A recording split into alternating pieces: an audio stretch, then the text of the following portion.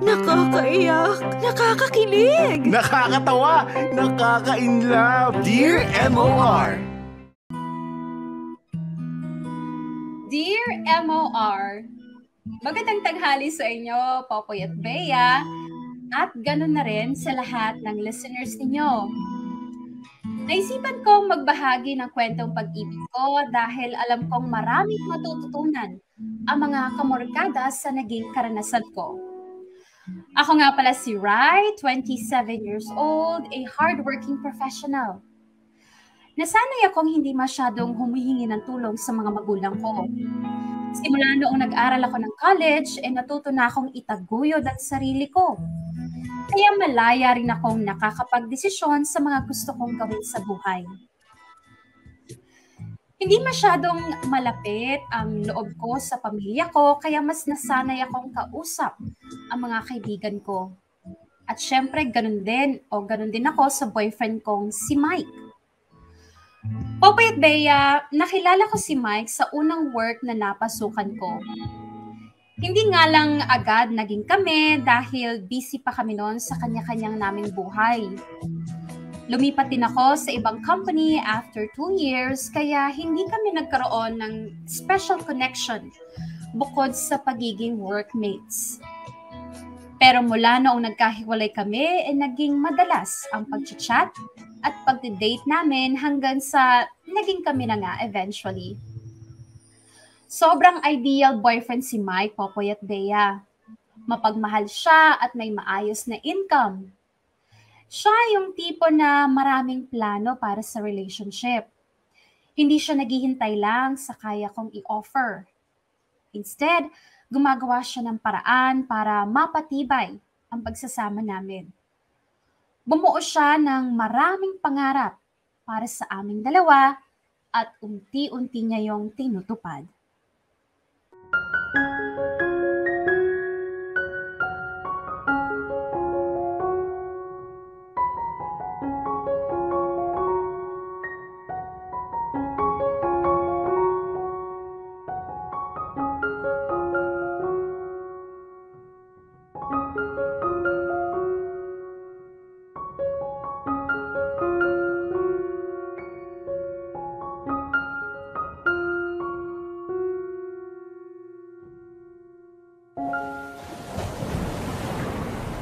Ray, bilisan nyo naman!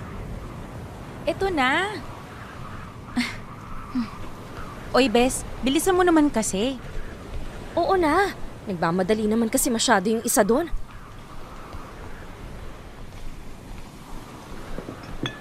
Sabi nyo kasi iihilang kayo eh. Ilan ba pantog nyo? Manahimik ka nga, RJ. Palibhasa kasi kayong mga lalaki kahit saan pwedeng umihi. O dali, umupo na kahit nang may pagpatuloy na tong inuman. Diyos ko, hindi naman inuman lang ang ipinunta natin dito sa beach. Picnic at langoy. Ang dami mong kuda. O game, kaninong tagay na ba? Ito. Unahin na natin si Charlene. Oh. Akin na. Bilis ah. Okay, next. Paring Mike. Pampalakas ng loob. Ha? Pampalakas ng loob? Akin na, RJ. Anong meron? Ha? Sabi kasi ni RJ, pampalakas daw ng loob. Bakit? May binabalak ba kayo? Wala. Huwag mo intindihin niyo si RJ. RJ, ano yun? Lo, ba't ako tinatanong mo? Mike, babe, may dapat ba akong malaman? Sabihin mo na pare. Now is the time. Babe. Babe, may gusto kasi sana akong sabihin eh. Ano yun? Kasi 'di ba, 2 years naman na tayo mag-boyfriend-girlfriend. Yes. At saka from the start naman, very open ako sa intensyon ko na pakasalan ka balang araw. Oh my God! Mike, don't tell me! Shh! Manahimik ka nga. Panira ka ng moment nung magjowa eh. Go na, Mike. Gawin mo na. Ha? Lumuhod ka na. Go! Okay.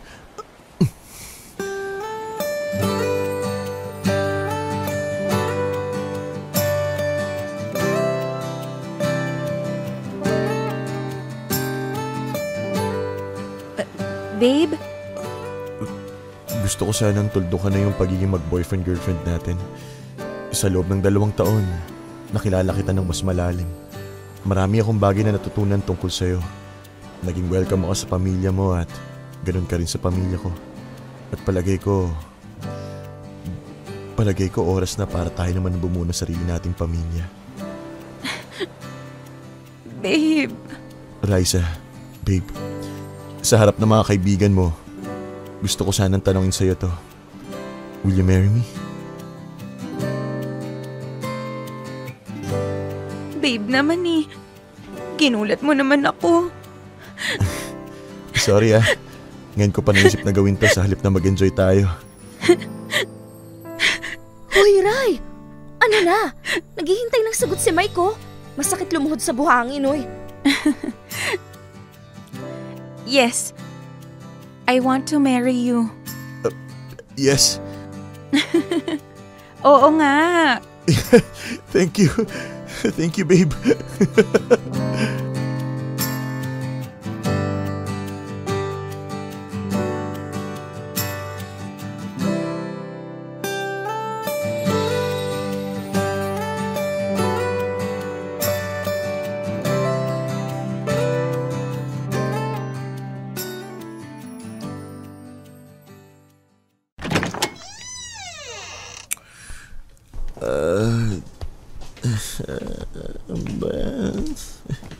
Babe, dito ang higaan. Ay.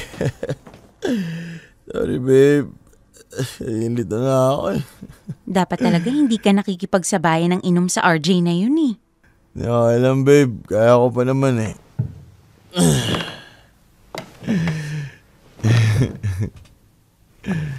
Ay, pahinga ka na, babe.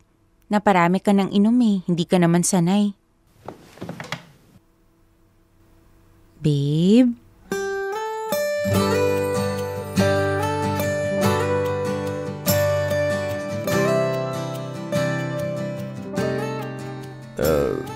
Yes, babe. Yung kanina. Thank you, ha? Ellen, yung proposal? Oo. Hindi mo naman kailangang gawin yun sa harap ng mga kaibigan ko.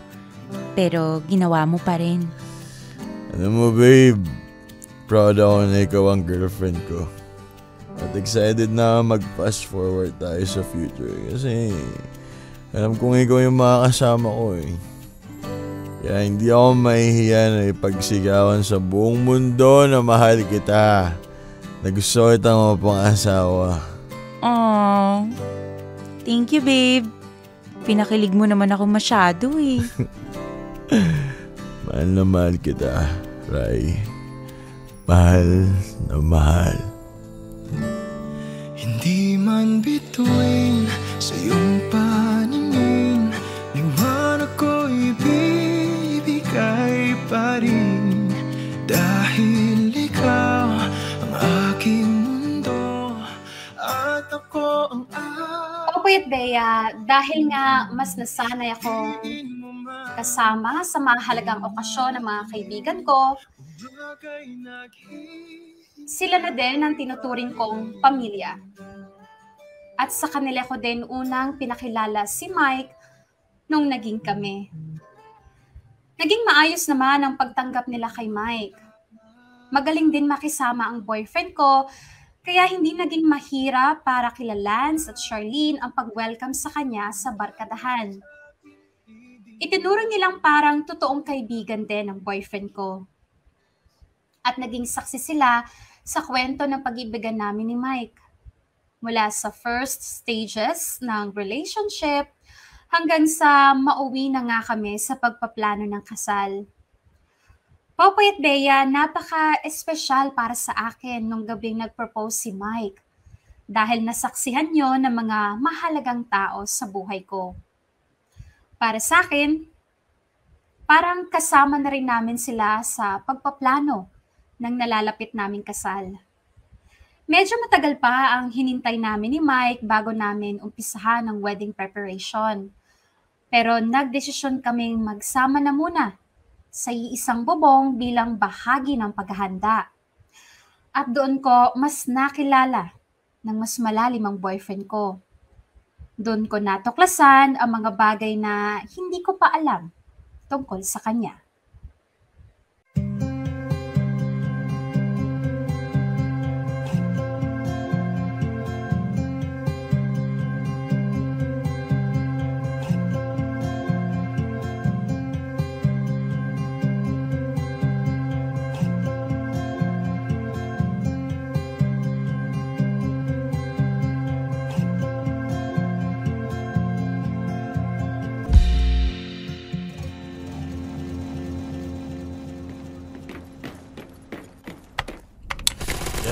Yan.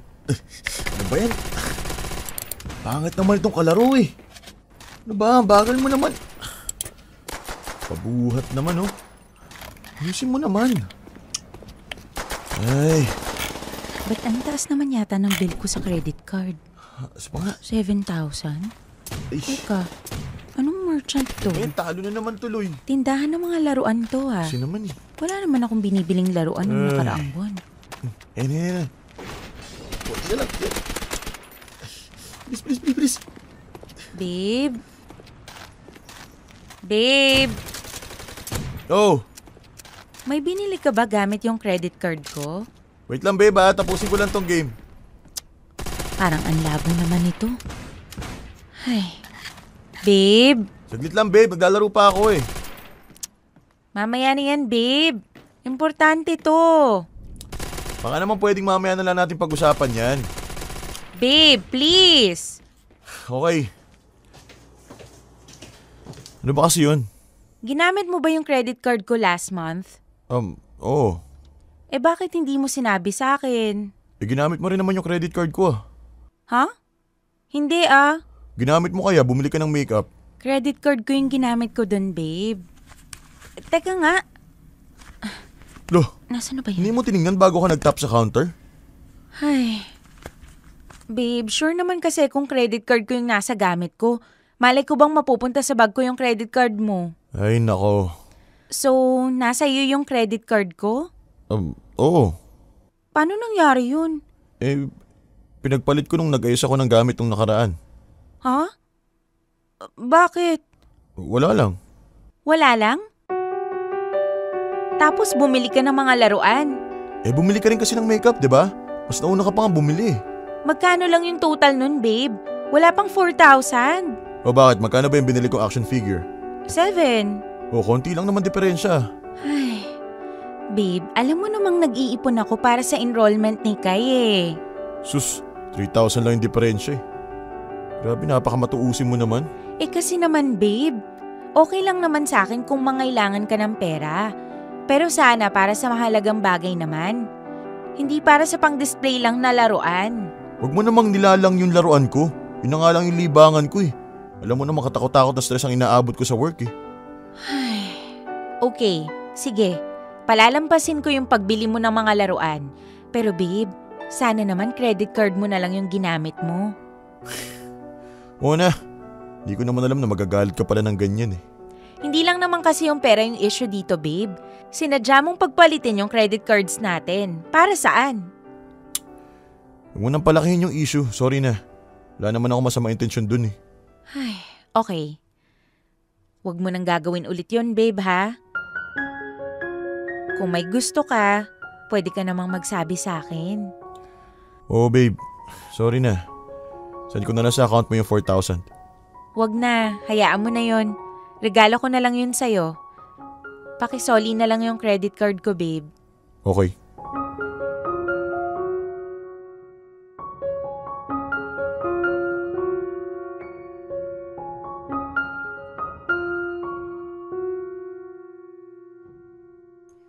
Popoy at Bea, totoo nga ang sabi ng marami. Hindi mo lubusang makikilala ang ugali ng isang tao hanggat hindi mo ito nakakasama sa isang bubong. Ganon ang nangyari sa amin ni Mike. Akala ko sapat ng kilala ko siya mula sa pinakamalalaki hanggang sa pinakamaliliit na detalye ng buhay niya. Akala ko pwede kong maging sandigan ang lahat ng pangarap niya para sa aming dalawa. Pero hindi pala ganun kasimple yun. Sa bawat araw na kasama ko siya, Marami akong natutuklasan tungkol sa kanya na masasabi kong sumusubok sa aking pasensya. Popoy at Bea, mabuting tao naman ang boyfriend ko kung tutuusin. Yun nga lang, marami din siyang katangian na sadly, iba sa pagkakakilala ko sa kanya. Oo, masipag siya sa trabaho, pero sa bahay, halos hindi ko siya maasahan sa mga gawain. Para sa akin, big deal yun dahil pareho kami nagtatrabaho at umuuwi sa bahay ng pagod. May mga pagkakataon din na nawawala yung pagiging mature niya, lalo na kapag naumpisahan na niya ang paglalaro ng video games. At may bad spending habits siya, to the extent na hindi niya tinitrace ang laki ng expenses niya sa mga bagay na hindi naman mahalaga, gaya ng laruan. Sa totoo lang, kaya ko naman pagpasensya ng lahat ng to. Kaya kong lawakan ang pangunawa ko para sa relationship naming dalawa. Si Mike ang lalaking ginusto kong makasama habang buhay.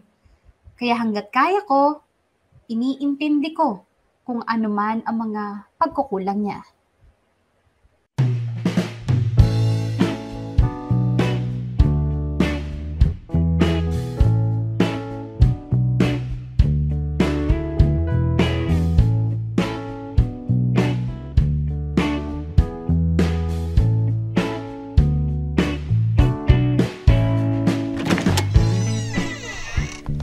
Hi babe, sa wakas dumating ka rin. Kanina pa kita hinihintay eh. Talaga, babe? Anong meron? Kain muna tayo? Ay nako, babe. Nag-dinner na kami ng mga office mate ko eh. Ganun ba? Sayang naman yung niluto ko. Sorry, babe Nakalimutan ko sabihin sa'yo. Nagluto ka pa tuloy. Ay, hayaan mo na babe. Pero sige, sasamahan kita mag-dinner. Pero kape lang yung akin, babe Pwede mo ba akong ipagtimpla? Oo naman. Sige, magpapalit lang ako ng damit tapos kain na tayo. Yay! Okay babe.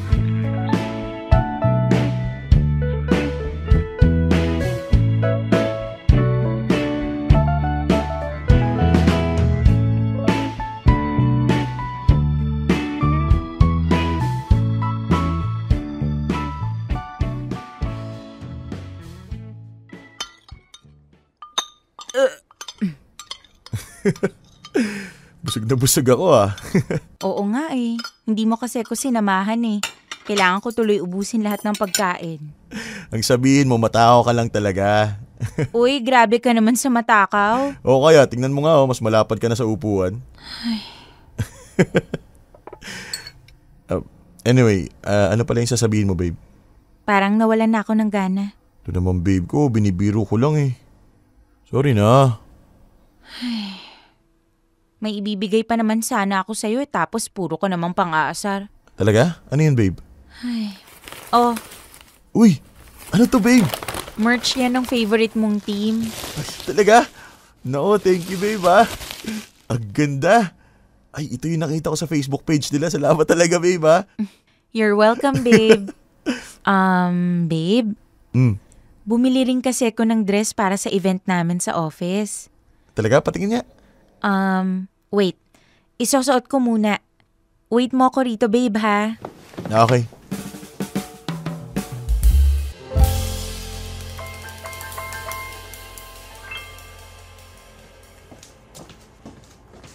Tcharan! Okay ba, babe? Bagay ba sa akin yung kulay? Ano ba yung tsura mo, babe? Bakit? Anong event ba yung pupuntahan mo? Costume party? Ano ka doon, suman? Aray, ang sakit mo namang magsalita. Kasi naman, babe, putok na yung damit mo Hindi mo ba sinukat yan bago mo binili?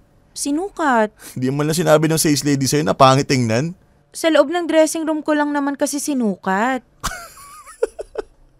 Alam mo, babe, hindi ka na kasing sexy ng dati. Dapat pumili ka na rin ng mga size na swak sa'yo. Doon ka na sa mga XXL. May pagka-ambisyosa ka rin kasi. Ano bang size niyan? Medium? Grabe ka naman sa XXL. Large na nga tong binili ko eh.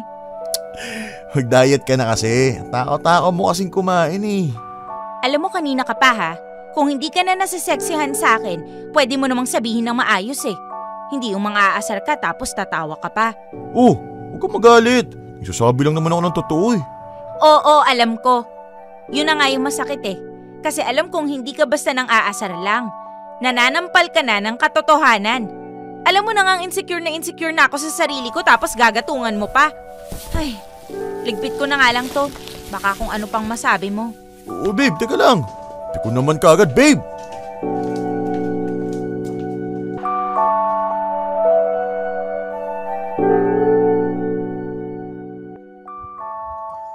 Popoy at Bea, gaya nga ng sinabi ko, sanay akong mamuhay na mag-isa.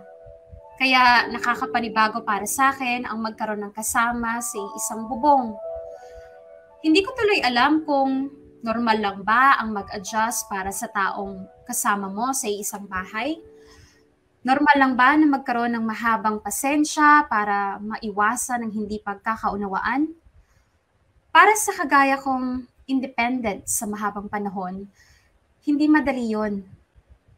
Pero alang-alang sa relationship namin ni Mike, handa akong baguhin ang nakasanayan ko, lalong na't naghahanda na rin kami na habang buhay na magsama.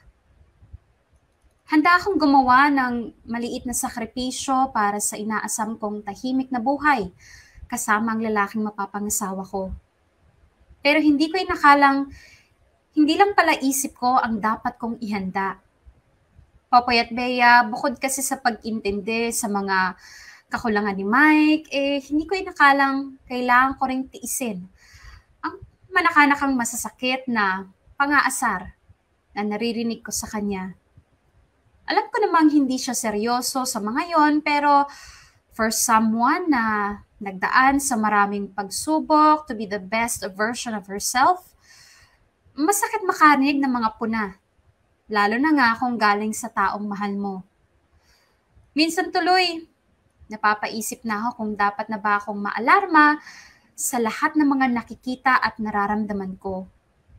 Dapat bang pag-isipan ko na kung itutuloy ko pa ang pagpapakasal ko sa taong pinag-alayan ko ng buong-buong pagmamahal? Dear M.O.R. Ang mga kwento ng puso mo. Dear M.O.R. Nakakainis. Popoy at Bea, aaminin ko na ilang beses na ako nagduda sa relationship namin ni Mike.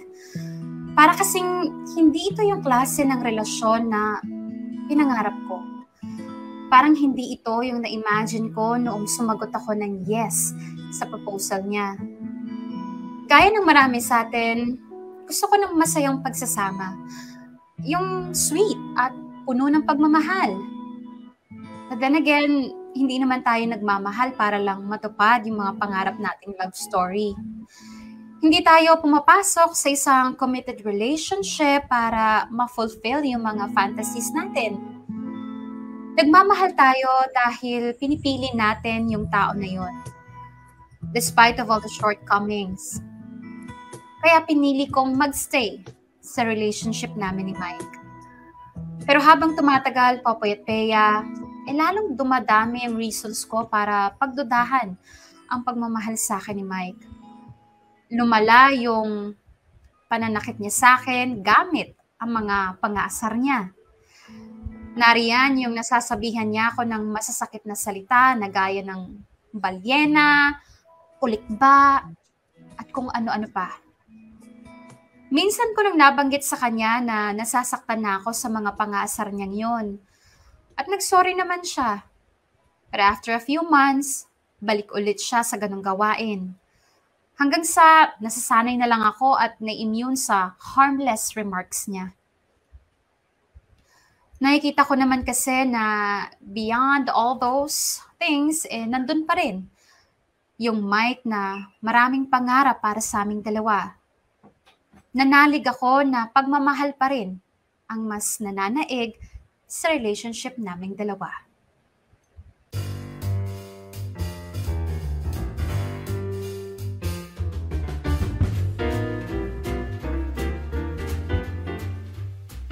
Ray! Charlene! Ang tagal nyo naman! Ito na nga eh. Palagi ka na lang nagmamadali. Minsan na nga lang tayong makapag-outing at atat ka pang umuwi. Kanina pa kaya kami naghihintay ni Mike. At saka aabutan kasi tayo ng traffic kung di tayo magmadali. Gusto mo matulog sa daan? Okay lang sa akin. Enjoy kaya yun. Okay lang sa'yo, palibhasa hindi ikaw yung nasa manibela. Napakasungit nito. Porket ikaw yung may sasakyan? O, tama na nga yan. Sige na, lumarga na tayo at ayoko ring abutan ng katakot-takot na traffic.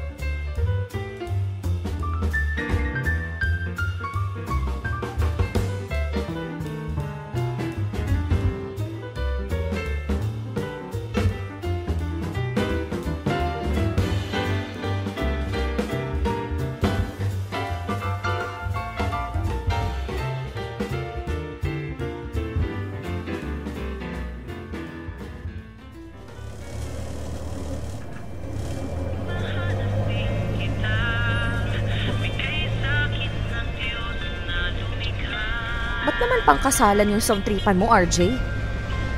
Bakit ba? Ganda kaya. Huwag mong sabihing magpapakasal ka na, RJ. Hoy, ako magpapakasal? Sino naman pakakasalan ko wala nga akong girlfriend. Paano ka makakahanap ang sungit-sungit mo? Salita na naman ng kontrabida. Anong kontrabida? Ayaw mo lang kasi nang nire-real talk ka. Alam nyo, marami akong alam na love story na nagsimula sa ganyan, sa mga asaran. Wow! Love story? Kami ni Charlene? No way! Maka-knowing naman to, parang magugustuhan naman kita, hello? Bye, thank you kung hindi. Teka nga, ba't ba kami ang hinahot seat mo dito? Di ba kayong dalawang engaged, Rai at Mike? Oo nga, dapat kayong tinatanong namin kapag usapang kasal. Ano namang itatanong nyo? Kailan nyo ba balak magpakasal? Tagal nyo nang engage siya. Ha?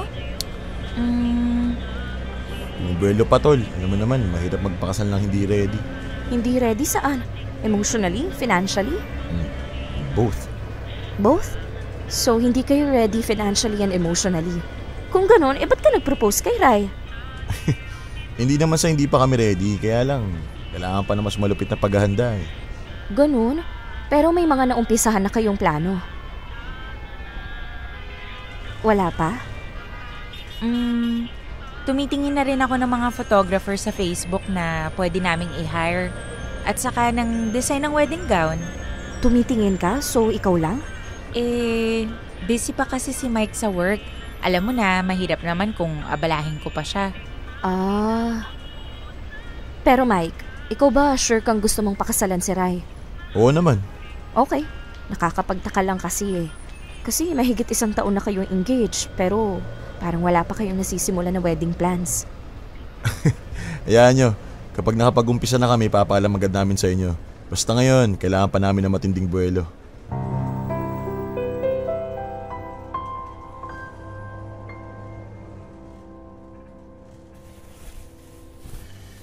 Ay, sa wakas, makapagpahinga na rin. Kapagod yung biyahe kanina, no? Ay, babe? Yung kanina? Kanina?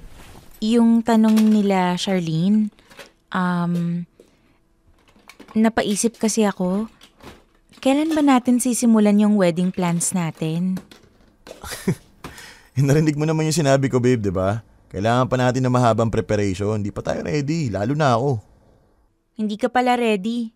Bakit ka nag-propose sa akin? Rai, yung proposal na yun, wala lang yun. Ano? Anong wala? Practice lang yun. Practice? Proposal? Ginawa mong practice ang proposal? Kasi naman, yun talaga yung gusto mo, di ba? Yung mag-propose ako sa harap ng mga kaibigan mo. Oo, pero yung totoo. Hindi yung peke o pakitang tao lang na proposal. Ate mo naman. O di sige, ulitin ko kapag ready na ako. Wait. Sorry ha. Hindi ko magets eh. Bakit ka nag-propose nang hindi ka pa ready?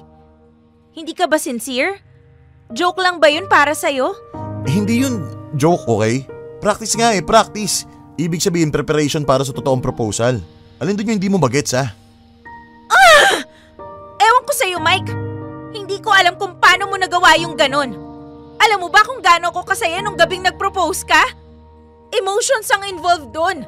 Matinding emotion. Tapos paglalaruan mo lang ako para dyan sa practice mo? Okay ka lang? Huh. Kung alam ko lang na practice lang pala yun para sa'yo, di sana no ang isinagot ko at sinabi ko sa'yo practice lang din yun. Nakakainis!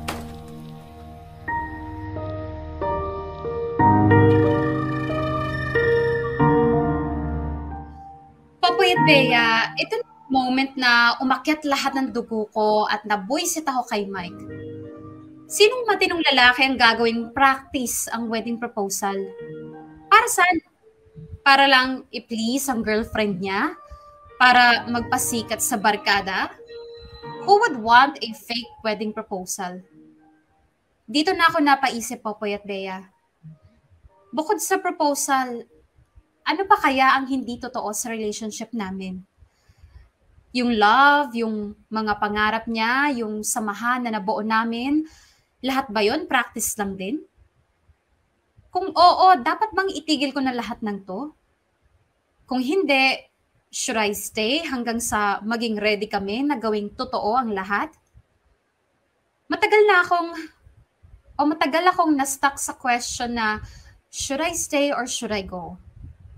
Popoy at Bea, hindi ako makapag-decide dahil nananaig sa akin yung kagustuhan na i-workout ang lahat ng nasimulan namin ni Mike. Almost 4 years kami magkarelasyon at ayokong itapon lang yun basta-basta. But I know one day, darating ako sa breaking point. I just don't know when or kung ano yung pwedeng mag-trigger nun. Or pwede rin may isang mangyaring milagro na babago ng lahat. Na magbabalik ng buong tiwala ko sa pagmamahalan namin ni Mike. Hanggang sa isang pangyayari nga ang tumulong sa akin para makapag-decide.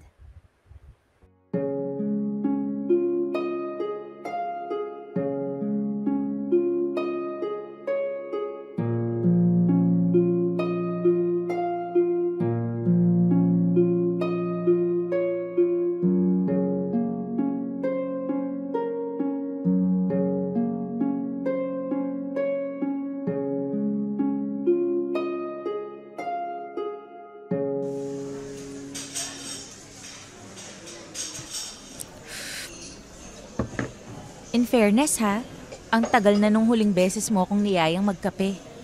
Kasi naman, masyado ka na yatang caught up dyan sa boyfriend mo. Hindi naman. Ay, may tanong ako sa'yo. Ano yun? Inaabuso ka ba ni Mike? Ha? Ako? Inaabuso? Hindi Magsabi ka ng totoo ha, ayoko ng sinungaling. Hindi nga. Ba't mo naman naisip yan? Kapag kayong dalawa na lang ang magkasama, hindi ka niya pinagbubuhatan ng kamay? Hindi. Inaalipin? Hindi rin. Sinasabihan ng masasakit? Minsan. Pero hindi naman to the point na... Okay. Stop. Tama na. Huwag mo nang ituloy yung pero mo. Bakit? Anong meron? So napapagsalitaan ka niya ng masasakit? Paminsan-minsan lang naman yun. Hindi naman... Gaano? Kadalas, ang paminsan-minsan.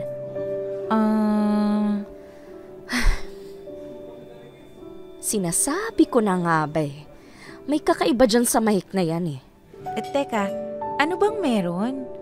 Bakit ba bigla-bigla ka nalang nagtatanong ng mga ganyan? Kasi naman, napansin ko nitong mga nakaraan na panay naman yata yung pang-aasar niya sa'yo sa mga post mo sa Facebook. Lalo na sa mga picture mo. Sadyang mapang-asar lang talaga si Mike.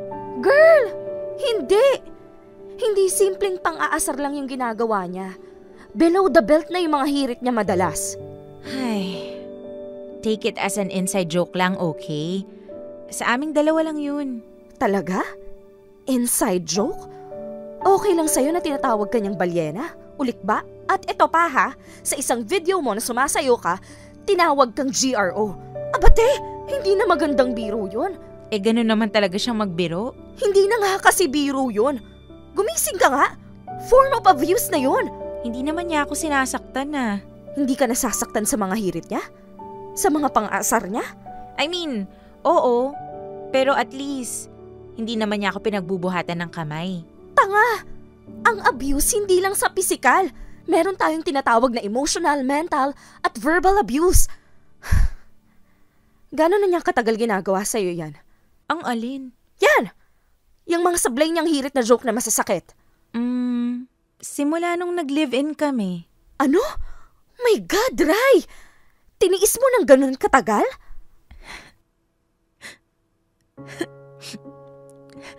Bes, ayoko namang makipag-break sa kanya ng dahil lang dun.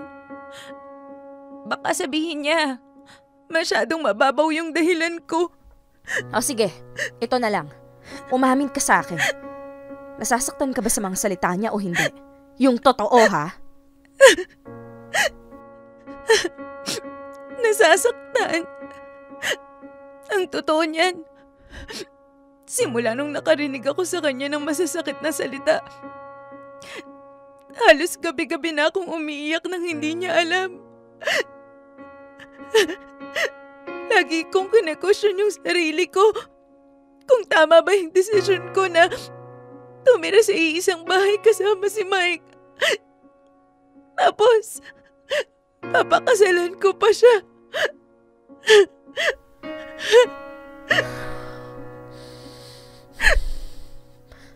Mabuti na lang talaga, hindi pa kayo kinakasal. Bes, hindi ko alam yung gagawin ko. Hindi ko masabi sa parents ko yung pinagdadaanan ko kasi alam nila going strong kami ni Mike at malapit na kaming magpakasal. Kung hindi mo alam yung gagawin mo, ako ang magdedesisyon para sa'yo. Ha? Tumayo ka dyan. Bakit? Anong binabalak mo? Kukunin natin yung mga gamit mo. Aalis ka na sa apartment yun ni Mike. Bes! Susunod ka sa akin o sasabihin ko lahat ng to sa parents mo.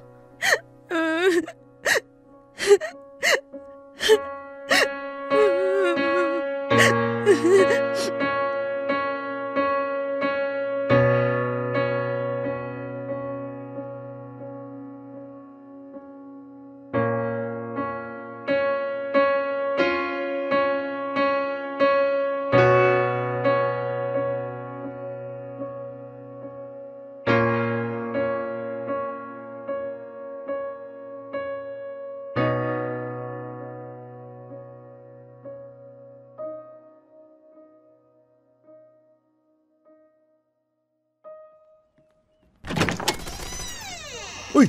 Charlene! Bigla-bigla ka nalang dumadating. Sarap buhay mo ah. Teka, ba't umiiyak si Rai? May nangyari ba? Rai, bilisan mo. Kunin mo na yung mga gamit mo. Oh, ano? Rai! Teka, ano ba meron? Uy, ano ba nangyayari? Effective today. Tinutubos na namin si Rai sa'yo. Tinutubos? Ano to, sangla? Huwag kang pilosopo. Tarantado ka. Ano ba kasi nangyayari? Babe, ano ba to? Huwag mo nang tatawagin na babe si Rai. Dahil mula ngayon, tapos na kayong dalawa. Oh, wow, galing ah. May spokesperson na pala si Rai ngayon. Oo, dahil hindi siya makapagsalita sa lahat ng kawalang hiyaan mo. Eh kung hayaan mo kaya kami mag-usap. No way! Anong karapatan mo mag-decide para sa kanya? Whoa! Speaking of karapatan, ikaw, anong karapatan mo para pagsabihan ng masasakit na salita ang kaibigan ko? Ha? May screenshot ako ng lahat ng panlalait at masasakit na sinasabi mo kay Rai. Alam mo bang pasok sa psychological violence lahat to? At pwede ka namin kasuhan ng violence against women. Ngayon, hahayaan mo si Rai o mapipilitan akong tumawag ng barangay? Pero wala kang karapatan na diktahan siya.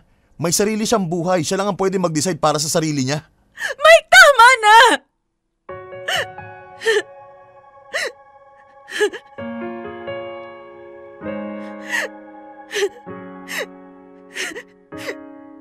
Ayoko na. Umabot na sa sagad yung mga sakit na naiparamdam mo sa akin. Oo, hindi mo nga ako sinasaktan ng pisikal. Pero higit pa dun yung ginagawa mo. Palagi mo pinaparamdam sa akin na hindi ako karapat-dapat na mahalin. Yung mga salita mo, yung mga panlalait mo. Akala mo ba hindi ako nasasaktan? Pero, Rai, pwede mo naman sabihin sa akin, di ba? Di ba yun naman yung ginagawa ko? Sinasabi ko sa'yo yung nararamdaman ko pero binabaliwala mo lang. At paulit-ulit mong ginagawa yung mga pagkakamali mo. Nay, pag-usapan na lang natin to. Maayos pa natin to. Huwag ka naman basta-basta na lang bumitaw. Ang tagal kong kumapit, Mike. Kasi umaasa ako na babaguhin mo yung ugali mo. Pero habang tumatagal, lalo ka lang lumalala. Alam mo, tama ka eh. Walang karapatan si Charlene na pangunahan ako. Walang karapatan ang kahit na sino. Kaya ako na mismo yung magdedesisyon para sa sarili ko. Tapos na tayo. Gusto ko nang bumitaw, ngunit ayaw pa ng puso. Gusto ko nang bumitaw, may pag-asa pa siguro. Kalaban ng sarili, sino bang dapat pumili? Sino nga ba, ako ba o ikaw? Gusto ko nang bumitaw.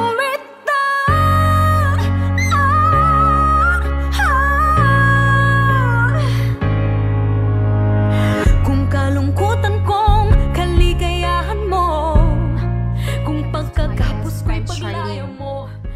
Siya ang nagpa-realize sa akin na valid pala lahat ng inis na naramdaman ko kay Mike. Lalo na sa tuwing inaasar niya ako. I thought I was just being sensitive at natakot akong aminin na unti-unti na yung nakakasira sa sarili ko. Sa self-esteem ko at sa kung paano ko i-view ang value ko bilang tao. Lahat ng to, including all the red flags na pinakita ni Mike, kapag pinagsama-saba, ay sobra-sobrang reason na para hiwalayan ko siya. At hindi ko yun nakita dahil masyado akong nabulag sa hope na one day, magbabago ang lahat magically at biglang aayon sa fantasy na binuo ko sa utak ko. Popoy at Bea, sa tulong na rin ng mga kaibigan ko, I started a new life. Nakitira muna ako kina Charlene pansamantala at kalaunan ay nakahanap rin ng kondo na malilipatan. At sa mga panahong mag-isa na lang ako, especially bago matulog, paulit-ulit kong naaalala lahat ng masasakit na salita ni Mike. And that pushed me to become a better person. Hindi lang physically, but also mentally. I convinced myself that I need to bounce back to the older version of me who knows her worth at hindi nagpapaapekto sa standards ng iba. And thankfully, unti-unti akong nakabangon sa trauma na dala ng pakikipag-live-in ko kay Mike.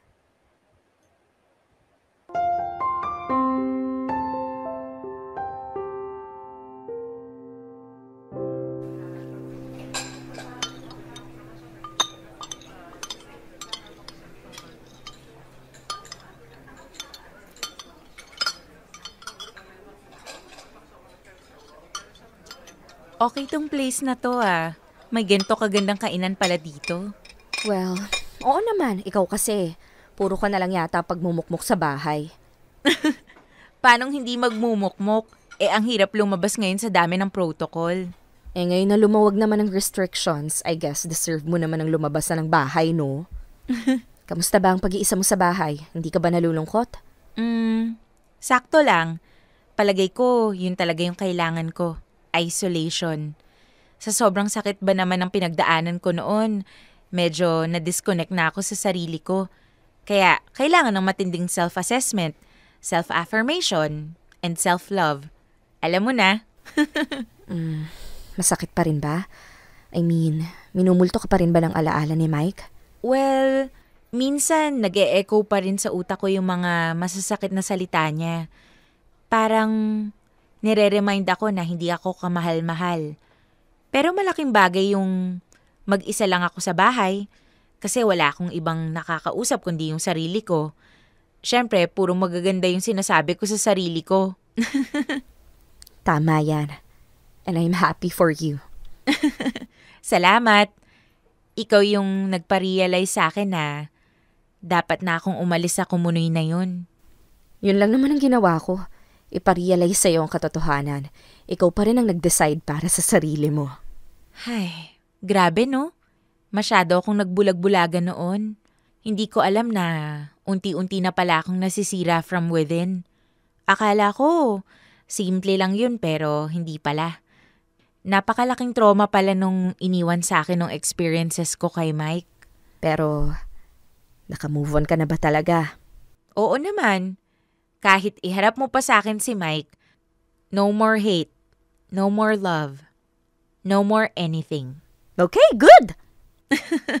Good talaga. No, I mean, buti na lang naka-move on ka na kasi may ipapakilala ako sa'yo.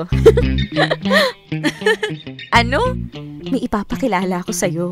Para lang may nakakausap ka na. Baka naman panibagong trauma na naman yan. Of course not! Ba't naman kita bibigyan ng sakit sa ulo, no? Baka naman jowa na agad yung hanap niyan, hindi pa ako ready.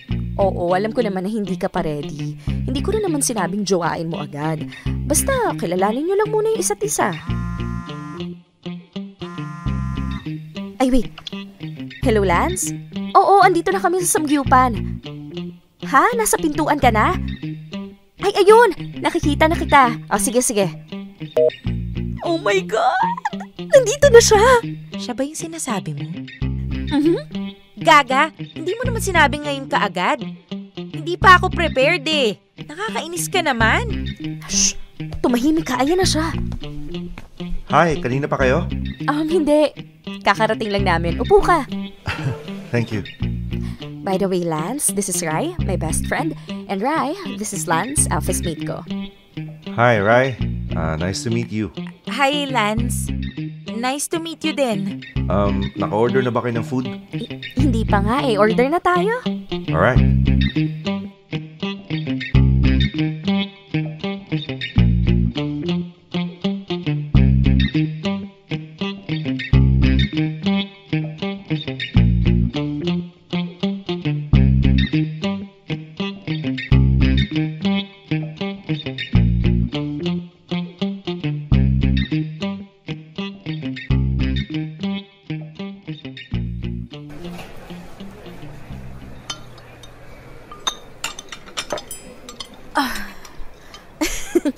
Ang dami nating nakain.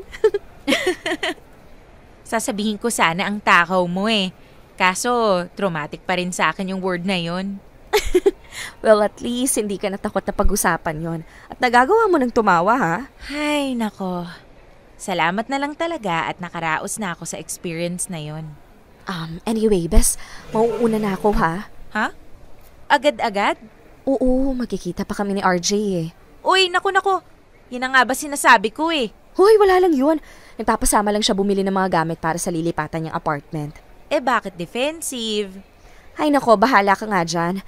Lance, ikaw na bahala dito kay Rai, ha? Huwag mong sayangin yung tiwala ko sa'yo, gago ka. Huwag ka maglala, safe sa akin si Rai. Si Sherlyn talaga wala pa rin pinagbago. Matagal na ba kayo magkaibigan ni Charlene? Oo. Since college.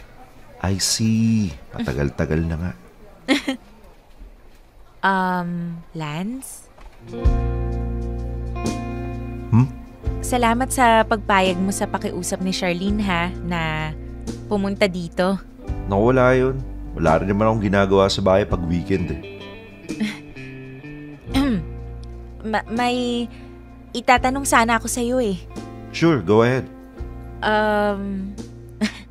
Don't worry, Rai. Alam kong iniisip mo ngayon na pumayag ako sa gusto ni Charlene na makipagkita sa inyo dahil I'm into dating. Well, totoo naman yun pero I'm not in a rush naman. Pero gusto kong mas makilala ka pa. I think you're a wonderful person. Sa paraan lang ng pananalita at pagkukwento mo, ramdam ko nang napaka-positive ng outlook mo sa buhay. Tapos hindi halatang may sakit kang pinagdadaanan. Dinadaan ko lang sa tawa. Pero ang totoo, paminsan-minsan nandyan pa rin yung alaala, yung sakit. Well, that's understandable. Eh, hindi naman basta-basta mawawala yun eh. Lalo na kung yung nagbigay sa'yo ng alaala na yun, yung taong mahal mo. Oo nga eh. It makes it all more painful. Huwag kang mag-alala. Mula ngayon, mas mapapadali na yung paglimot mo. Nandito na ako eh. I mean, no pressure ah. Hindi mo naman kailangan makalimutan agad-agad. But from now on, may mapagsishare ka na ng nararamdaman mo. Salamat, Lance. Salamat. I'm through with these lies I'm buying. Truth is that I can't keep trying, 'cause I'm still here. Even if I've got a lie. Kaya ibinahagi ko itong kwento ko dahil marami akong nababasa sa social media tungkol sa verbal abuse na nangyayari within a relationship. Meron din mga takot kumawala sa failed relationships dahil nanghihinayang sila sa samahan na nasimulan. At meron ding patuloy na nilalabanan ng trauma ng nakaraan. Let me tell you this, kaya nating mapagtagumpayan ang laban. We don't deserve any form of abuse. It's hard to take courage in the beginning, but the first step is to admit na nasasaktan ka at kailangan may gawin ka. Do not be afraid of losing everything. Be afraid of losing yourself. Luckily for me, nahanap ko ulit ang sarili ko. Popoy at Bea, hanggang dito na lang.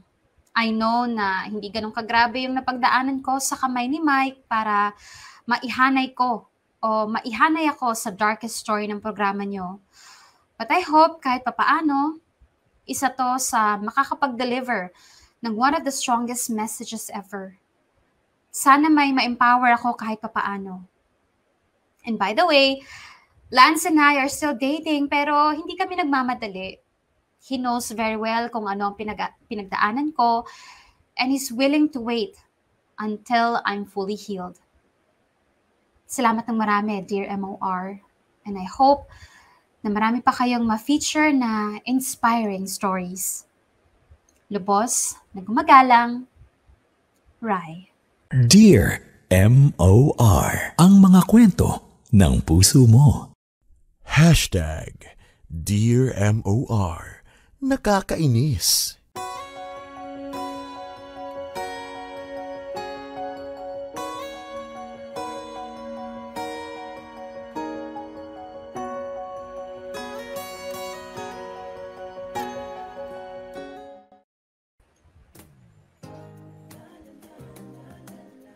Eh di wala ka kasing mic, no? Oh. Wala naman talaga akong sinasabi. Buisit. Nakakainis yung mga mic na yan, ha? Ganyang mic, ha? A minute to go before 2 p.m. mga kapamilya, no? Yan na nga ang ay salamat. Medyo nakapagpagaan kahit papaano, no, ng loob. Dahil kung malalaman nyo lang kung ano ang mga nasabi ko sa amin GC nila Bea habang ongoing ang kwento. Hindi nyo gugustuhin marinig. Lalong-lalo na, no, na meron talaga mga lalaki na katulad nitong si Mike. Okay? Katulad ni Mike na talaga ba, pinapractice ba ang pagpo-propose ng kasal? Diba? Practice lang to, parang ganun. Parang gusto ko lang, ano to, parang binakuran mo lang ng temporary. Pero wala kang intensyon na gawing permanente yung bakod na yun. Unless meron nangyari at some point, ano? Pero nung sinabi niya na, wala naman talaga yun. Kumbaga, ganun lang yung impact sa'yo ng pagpo-propose at pakikipag-engage, di ba? Sa isang tao. Diba ganun lang ba talaga yan? Di sana hindi ka na muna nag-propose, hindi mo na nilagay sa engagement stage yung relationship ninyo. Sana naging mag-boyfriend-girlfriend lang muna talaga kayo. Diba? With no plans of getting married yet. Dating not to marry. Dapat ganun yung nagde-date lang.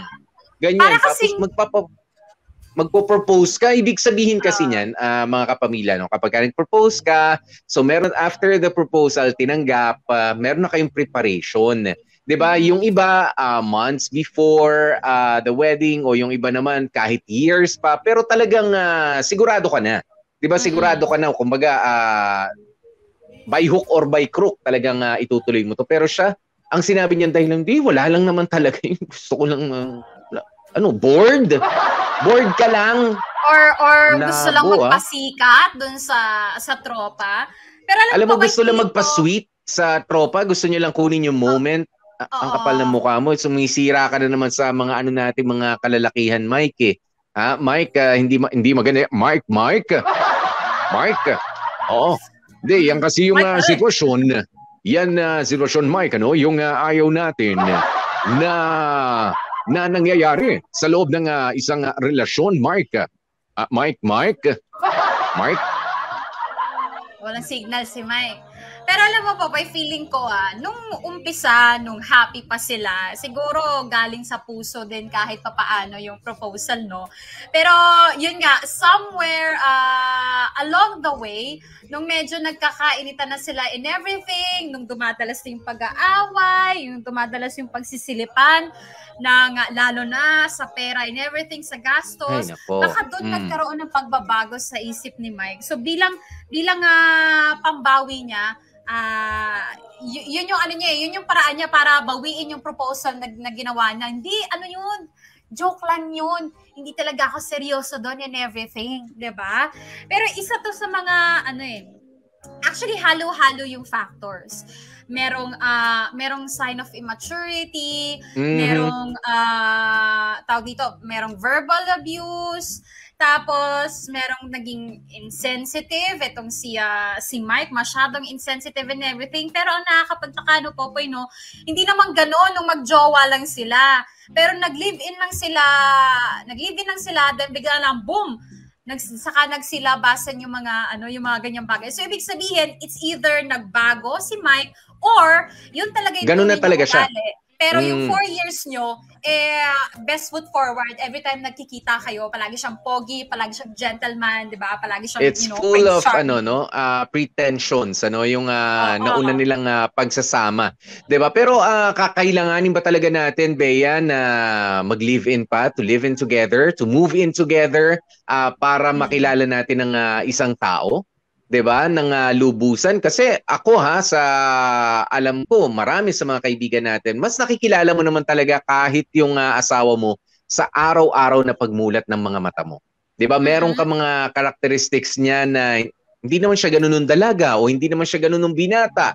Pero ngayon na-realize ko, ganito pala siya, ganun pala siya, medyo maikli pala ang pasensya niya pagdating dito, medyo mas sungit pala siya o hindi siya. Alam mo yun, araw-araw marami pa tayong makikilala. Kaya this is not a question of maigi pa eh. Baka yung iba kasi sinasabi, naku, maigi pa nga na mag-live-in muna bago magpakasal. No. Diba? Not necessarily. Basta ikaw, dapat ramdam mo, dapat matuto ka makiramdam na totoo na ba yung taong nasa harap mo, totoo ba yung karelasyon mo kahit na umuwi pa muna kayo sa kanya-kanya mga lugar. Bahay, oo. O kanya-kanya mga bahay bago kayo mag-asawa. Kasi ganun yun eh, merong room na mag-a-adjust ka at siya rin mag-a-adjust sa'yo. Pero itong si Mike, it's a blessing in disguise. Okay? It's a blessing in disguise na rin na nag-live-in sila ng ating letter sender na si Rai kasi nga she was able to pero the damage is done. 'Di ba na medyo na bumaba syempre yung self-esteem niya, bumaba yung tingin niya sa pagkababae niya, and you don't let other people do that to you. 'Di ba? Yung pagkababae mo at yung pagkalalaki mo, wag mong sasabihin na porke nag-gain ka ng weight. Ayan, para sa mga kalalakihan. Okay, address natin na maayos yan, minsan, ang mga babae ay magsasabi na tumataba ako, nagigain ako ng weight, ganyan. But, ito sa mga kalalakihan, hindi ko sinasabi na magsinungaling kayo. But kung mahal mo talaga yung tao, wag mong sasabihin sa kanya na ang taba-taba mo na nga dabyana ka na, balyena ka na. Kung yung ulikba, hindi ko alam yung ulikba na yan, Pero parang ang pangit-pangit. Parang ang pangit-pangit o parang wala nang kadating-dating. 'Di ba? Yung tunog pa lang. Ayan, pero you don't say that. Though it's true, though it may be true, hindi mo kailangan i-diin in your face kasi may ganyang ugali ang mga babae. Ang taba ko na, ang taba ko na. No, you don't agree with them. No, hindi ka mataba. Siguro nag-gain ka ng weight pero hindi ka pa rin pangit, hindi ka pa rin mataba. Yan yung babaeng yan yung babaeng mahal mo, yan yung babaeng pinili mo. ka-live-in mo, gusto mong pakasalan, tapos sasabihin mo, taba-taba mo na, lalaitin mo. Tignan mo na lang kung anong ginagawa mo sa kanya. Matutulungan ka kaya niya. Di ba, pinapahina mo yung loob niya eh. Di ba? You don't do that. Kahit papabiro, yan ang, ewan ko, turo na sa akin ng nanay ko yan noon. Hindi lang ngayon yan, dati pa yan. Di ba? You don't, wag mo sasabihin, kahit nga sa kaibigan mo, kahit hindi mo jowa, Bea. Di ba? Kahit sa kaibigan mo, you don't say na, ang taba-taba mo, ay, Bea, laki-laki mo na. Ano nangyari sa'yo? Parang, are you really trying to be concerned? Or are you trying to insult that person? If you're trying to insult that person, siguro kung may masama siyang ginawa sa'yo dati, well then go ahead. Pero kapag concerned ka dahil nag-gain siya ng weight na parang hindi maganda yung pagkaka-gain niya ng weight or for whatever reason, wag mo sasabihin na ang taba-taba mo, ang laki-laki mo, ano nangyari, parang, teka lang, ngayon lang kayo nagkita. Hindi natin alam kung ano yung battles na pinaglalabanan. Correct. At saka po, ito mga kamarkada, kung ang isang tao tumaba man or naging sobrang mukhang anorexic man, tingin mo hindi nila alam yun. Tingin mo hindi nila napapansin yun. Sila ang kauna-unahang makakaalam at makakapansin nun. Kaya alam mo yun, hindi mo kailangan sabihin o ipamukha sa kanila yun para lang ma-inform ko no sila kasi alam nila yun. Okay, alam nila ano nangyayari. Nakikita hindi nila. Hindi ko ba nakikita yung mukha ko, Bea? Araw-araw. Di ba araw-araw ito muna titignan ko bago ako humarap kay Bea? Pag maliligo bago ako humarap ka, sa inyo. Ka sa salamin. Pag magbibihis ka, titingin ka sa salamin. Actually, sa pagsuot mo pa lang ng damit, mapapansin mo na kung tumaba ka ba o hindi. So, alam nila, okay? Thank you very much. Pero alam nila kung nag-gain sila ng weight o masyado na silang payat in everything, hindi ka bumida o hindi ka makakatulong pag sinabi mo yun. Alam mo, Popoy, ito, kinukwento ko na sa'yo, ang daming beses ko nang naranasan yan. Hindi lang sa mga kaibigan, actually, mga kamarkada nating dumadalaw sa booth. Nako, marami dyan. Sumamalog ko sa mga yan. Dahil alam mo yun, kung nakita ka pa lang sa akin, alam, Bea, ang taba mo na ganyan-ganyan. Tapos alam mo yung tatawa. And I'm like, alam mo, mahal kita, kamarkada kita, na-uploadan namin na listener ka namin, ganyan-ganyan. Pero parang wala ka man atang karapatan para pagsabihan ako ng ganun. And alam niyo ba, ano yun, di ba, Popoy? Parang unwritten rule yun na napakabastos para sa isang tao na ang una mong kahit hindi una, napakabastos para sa isang tao na komentan mo yung timbang niya. Kasi again, gaya ng sinabi ni Popoy, hindi mo nga din alam ano yung naging dahilan. Pwedeng may tinitake siyang gamot, pwedeng meron siyang hormonal problems, pwedeng meron siyang ang tawag dito, eating disorder na pinaglalabanan niya. Alam mo yun, mental condition na pinaglalabanan niya, and for you, para sabihin, punahin yung itsura niya and everything, hindi ka nakakatulong, lalo mong pinasama yung pakiramdam niya, at lalo kang sumama sa timpla niya, sa panlasa niya. Alam mo yun, hindi, lumabo ka bilang isang kaibigan o kakilala para sa kanya. Kaya kamorkada, yan po sana ang ugaliin nyo, utang na loob. Pag napansin nyo na tumaba or pumayat, shut your mouth! wag na. Siguro kung very close kayo, pwede, kasi yung iba, no, in public pa sabihin, yan taba mo na. Mga kapitbahay, yan taba na nung friend ko. Kaya, ay, Bea, ang payat. Uy, friend, i-text mo yung ang payat na ni Bea. Meron kasing iba ganyan eh. Di ba, parang, gusto mo ba sabihin talaga sa lahat ng ito na ganito yung nangyari sa akin? No. Di ba, especially when you're doing it to your partner. Di ba, wag. Di ba, siguro i-guide mo sa kanya, no? Ako minsan ito. Sige, a genuine conversation between me and Mrs. Popoy. Diba? Minsan sasabihin niya, nag-gain siya ng weight. So sabi ko, magsusukat ng damit, syempre mag-ready para sa Sunday Mass, ganyan, Saturday, ganyan. Magsusukat yan. Siguro mga 3, 2, 5 ang susukatin. Sabi niya, ay, parang medyo na kasi hindi na nakakapag-treadmill, hindi na nakakapag-exercise, lalo na nung pandemic, Bea, no? Sinasabi ko sa kanya na, alam mo, wag mo ang pintasan yung sarili mo. 'Di ba? Ako talaga ganyan sinasabi ko, wag mong pintasan yung sarili mo. Medyo sumikip yung damit, pero sabi ko maganda naman sa if it fits you well, 'di ba? Okay naman. Anong isusuot mo? Meron ka pa bang ibang options? Sabi ko kung meron pa, edi sige, try mo. Ganyan. Tatanong, pero never. Okay? Never kung ginawa na Sabihin, ang taba. Ay, oo nga, ang taba. No. Kasi minsan, ano lang yan parang hook yan sa isda, na pagka naman sinang-ayunan mo yung sinabi ng babae, ay, oo nga. Kasi makakapagpababa yan ng kanilang self-esteem. Diba? Kaya ako talaga very careful ako. I don't want to be rude. That's being rude, by the way. Yung pagsasabi na ang taba-taba mo, ang payat-payat mo, or ang itim mo ngayon, or sumobra naman yata ang puti mo. Diba? Anything na Anything. Wag. At dito nga sa storya na to kumustahin nyo na lang halimbawa yung oy, bad breath ka pa rin ngayon, at least na maintain. Minsan alam mo, ganun yung ganun yung gusto kong isagot sa mga, ay Pupoy, ang taba mo na. Ikaw talagang baho pa rin ang bibig mo ngayon, no? Di ka pa rin natuto magsipilyo. Baho pa rin ang mga lumalabas sa bibig mo. Ganun yun. Sa relationship ni ito pang isa, sa relationship ni Rai at saka ni Mike, na hindi lang sa kanilang dalawa privately nagkakaroon ng ganung sabihan from Mike to Rai, pero alam mo yun, kahit sa yun nga sabi sa Facebook account, pag may ipopost yung mismong partner mo pa, yung mang-o-cry sa'yo, yung magsasalita ng di maganda sa'yo, tipong, alam mo yung Popoy, tipong kami, kunwari kami na friend mo, ang nakabasan, kami na yung nahihiya, kami na yung naaawa, or kami na na-offend para sa'yo.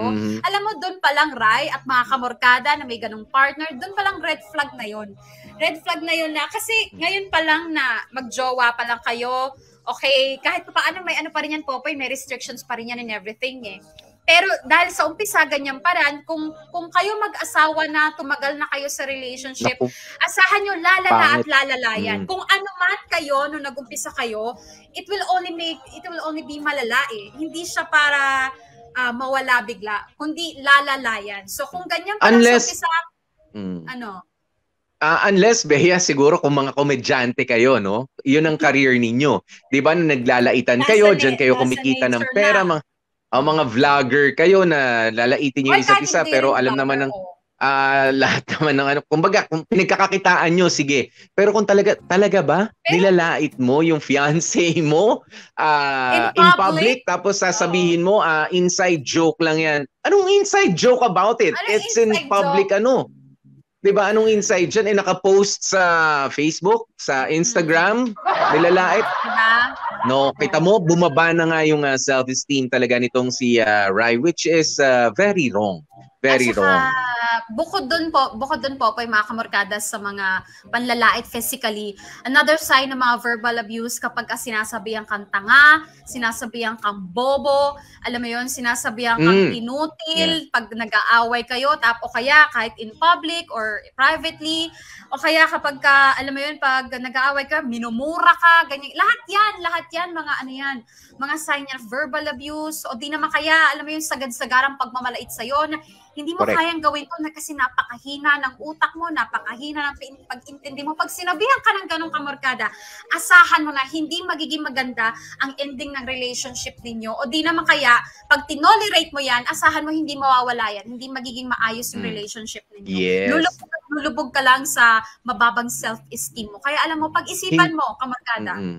Hindi pagmamahalan tawag doon, Bea. Doon sa ginagawa ni Rai, 'di ba? Pagto-tolerate 'yon, 'di ba? Pagpayag kahit na nasasaktan ka na doon sa kagustuhan na hindi maganda ng isang Mike na abusado, 'di ba? Abusado. I mean, hindi mo na nga masyado mapagkatiwalaan sa pera, tapos yung mga salita pa lumalabas sa bibig niya, regaluhan mo ng sipilyo. Yan, tsaka muriatic acid, madumi bunganga niyang lalaking yan, And salamat na rin. Okay, maraming salamat na rin dahil natapos na. Finally. 'Di ba yung paghihirap naman nitong si Rai at she's on her way up, 'di ba? To redeem herself, 'di ba? Para bawiin na yung sarili mo. I mean, everybody deserves, 'di ba, a better guy than Mike. 'Di ba? Ako talaga hindi totoong lalaki yung nanalait ng mga babae, lalo na sa partner nila. Kailangan, mga pare, ang tunay na lalaki merong respeto sa mga babae.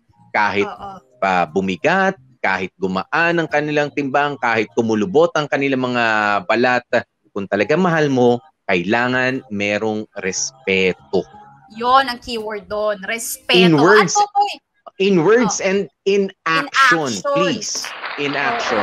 At Popoy, hindi lang yan sa mga lalaki kahit tayong mga babae utang na loob, kahit na sinasabing matikas, malalakas ang loob, matitibay ang loob ng mga lalaki, hindi pa rin rason yon para gamitan mo ng hindi magagandang salita. Kasi sinasabi nila, Popoy, babae lang naman ang emotional, ang lalaki hindi naman nasasaktan yan kaagad-agad, ganyan-ganyan, makapalambalat yan, ganyan. Hindi po, tao pa rin ang lalaki. Kaya kayong mga babae, maghinay-hinay din kayo sa mga bunganga ninyo, sa mga pinagsasabi nyo, sa mga partner ninyo, lalo na pag nagagalit kayo, hindi nyo rin pwedeng sabihan ng matabayan, ng pangit yan, ng bobo, tanga, whatever.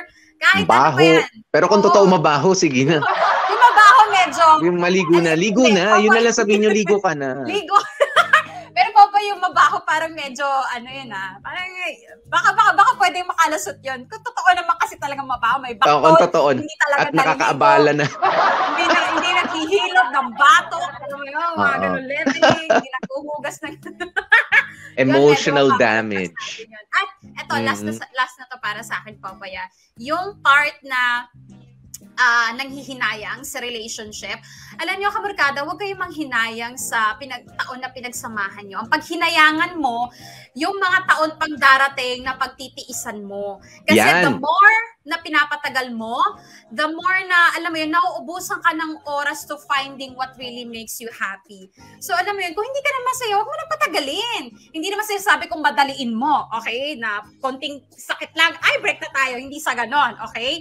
Kung masyado ng maraming red flags, kung sobra-sobra ka nang nasasaktan talaga, nagbabago na yung perspective mo mentally and emotionally, huwag ka namang hinayang sa pinagsamahan nyo. Ang isipin mo, yung nauubos yung oras mo, yung buhay mo dito sa taong walang kwenta at walang nadudulot ng maganda sa'yo. Okay? Yan ang pakatandaan ninyo. Mm-hmm.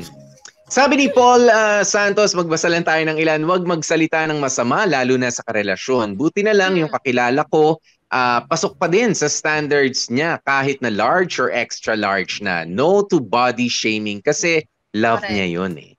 Totoo yan. Sabi ni si Shinea Chan. Hello sa'yo, Batla. Long time no read, ha? Talagang mapapakanta ka na lang na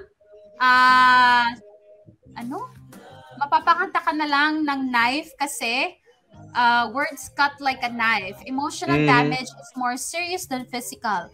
Everyone deserves love, not criticism. Yes. Sabi ni Mark Louis Espiritu, corrected by. Ayun lang, correct. Correct. Correct, Ching. Correct tumpektom. Seryo. Seryo. May entry sa seryo, syempre. Ito ang pinaka-importante. Hindi dapat mawala sa ating pagkatao yung respeto, kahihiyan at pagmamahal sa kapwa. Pag meron ka niyan sa katawan, maraming mga bagay na masasama ang hindi mo magagawa. Diba nga? Respect. Before love, respect muna. Kasi what sabi ni Sere Gonzales, tama ka, Popoy, kaya yung mga hambog dyan na nagsasabi sa akin na wag daw akong pepwesto sa bundok o wag tatapat sa electric fan na naka number 5. May number 5 pa electric fan? Dahil baka daw ako liparin ang sasama nyo. Pakinggan nyo mga payo nila, Popoy. Hindi kasi slim, diba ang katawan nitong si Seryo. Payat naman si Seryo. So, meron mga nagsasabi, uy, baka liparin ka ng hangin. I mean, it's an expression. Siguro, nung bata tayo, okay lang. Pero ngayon na alam natin na it's a form of body shaming. Diba? Hindi na rin maganda. Hindi na rin maganda yan. Ako, ang ino-okray ko lang naman sa'yo, yung pasiko mo, no? Kasi, doon sa profile picture mo, kita yung siko mo, no? Sana naging siko ka na lang, no? Charot na. Hindi, makinisip si Seryo. Kita ko yan. Sabi niya nga di bali ng mukhang matanda ang itsura, basta amoy baby. Di ba? Kaysa naman mukhang baby, amoy matanda. Sabagay, may point ka na naman. Ang dami mong point, Seryo, ha? Grabe ka, halika, may libreng candy ka. Ano yung sabihin sa amoy matanda? Ano ba amoy na matanda? Amoy, efficacent, kanyan? Excuse me, sino nag-efficacent dito? Wala naman nag-efficacent oil dito. Excuse me, sino nagsasalon pass dito? Sino salon pass ba? Wala naman nagsasalon pass dito. Sino nagsasalon pass dyan, ha? Sino nagbe-bengay dyan? Si Tiger Balm dyan, kating ko, lahat na. At eto, paborito ni Popoy, yung hinihit-hit sa ilong. Yung ano yun? Ano, ito? Ito ba? Alam nyo, mga kamarkada, pag nakita nyo yung, alam mo, si Popoy, meron siyang meron siyang menthol kit.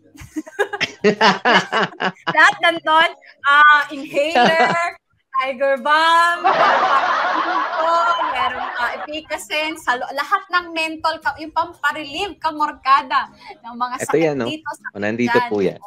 Siyempre, pagka medyo naayawan mo na, merong alcohol dyan na pamparefresh ng... Oo, di ba nga? Magmamasahe na nga lang ang kulang eh. Oy, bago tayo magkalimutan. Uy, pasalamatan natin po kay syempre yung mga kamarkada, mga dramatista natin gumanap for today's episode. Ayan, ang gumanap na Thank you so very much kay Rai. Ano ba? Ako, ikaw? Ikaw na nga. Ano ba? Ako na. Ikaw na dapat Alright, Jamie Rubio, si Mike, Dan Caputyon, nakakainis ka sa part na yon. At Charlene Cindy Bacena, Lance Jagkamat, ang writer si Wardy Alagaw, thank you so much. At ang nag-edit, Joko Loco. Oo, hashtag Dear MOR, nakakainis po hindi ang gagaling. Ayan, thank you so very much. At syempre, bukas mga kapamilya, magsasama-sama na naman po tayo sa isang special na episode, of course, ng Dear MOR dahil celebrity special tayo ngayong Friday. Ayan, thank you. Ayan, sa YouTube po tayo magkikita-kita tomorrow. Okay. Sa YouTube huwag kayong tumambay dito sa MOR Entertainment Sa YouTube tayong lahat. At yung mga kamarkada nating matitikas, ilaban nyo yung comment nyo. Alam ko, pwede tayong anurin na naman bukas, pero laban lang. Okay, kapit comment na kayo ng comment kung gusto nyo. Go, go, go. Babasahin namin yan. Yan. At syempre, dito na nga po kami magpapasalamat sa oras nating 2:24. Ako po si DJ PDJ Popoy. That's my Guapopoy. And of course, Gorgeous B, Bea po. At ang lagi namin paalaala, stay safe, stay healthy. Naku, medyo maulan dito sa atin sa Metro Manila, mga kapamilya, no? Pero kahit anong mangyari, tuloy ang buhay, tuloy ang trabaho, tuloy ang pagkamal ng maraming salapi para sa marami ring bayarin. Tuloy lang tayo. Ayan. And stay happy. See you tomorrow!